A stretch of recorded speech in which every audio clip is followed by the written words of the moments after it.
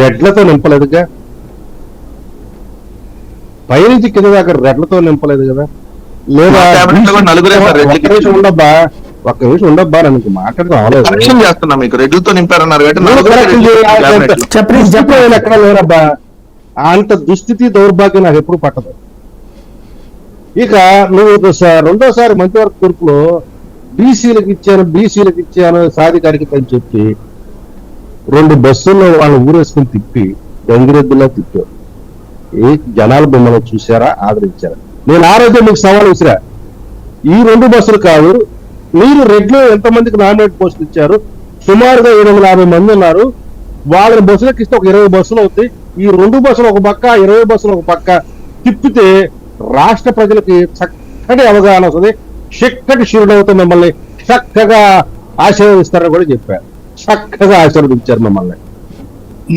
ఒక్కొక్క నియోజకవర్గం, parliament, assembly చూసుకుంటూ వస్తున్నాం. ఇది మీకు గెలిచిన గెలుపు. ఎంత దారుణమైన పరిస్థితి మీదో.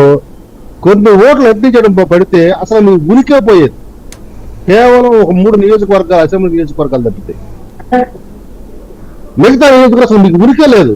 ఎందుకంటే పార్లమెంట్కి వచ్చినప్పటికీ నేషనల్ కాంగ్రెస్, బహుజన సమాజ్ పార్టీ కొన్ని 3 చోట్ల, ఒక చోట్ల సిపిఐ, బహుజన సమాజ్ పార్టీ, ఇవి కలిపి ఓట్లు చేర్చడం వల్ల మీకు 4 వచ్చిన సీట్లు, ఒక చోట షర్మిలారెడ్డి చేర్చడం వల్ల.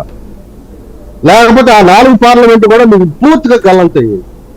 అసలు ఓట్ల శాతం చూస్తుంటే నిజంగా చాలా ఆశ్చర్యంగా ఉంది. ప్రజలు ఇంత తిరస్కరించారా ఈ పార్టీని అని. అసెంబ్లీ రోజులో కూడా చూసిన చాలా అద్భుతంగా, దీని మీద ప్రత్యేక డిబేట్ పెట్టుకుంటే బెటర్ అనిపిస్తుంది. వీళ్ళకి దర్శిలో మెజార్టీ 2456 అయితే నోటాకు వచ్చింది 2107. ఎర్రగొండపాలెంలో 5200 అయితే 2230 నోట. ఇట్లా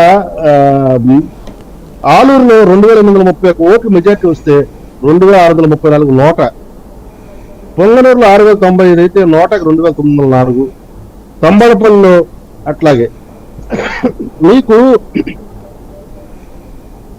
ఇప్పటికైనా దాని ఏదో అంటారు చూసావా, క్షవరమైన తర్వాత వివరం రావాలని, మీకు అది వచ్చినట్లు కనపడుతుందా?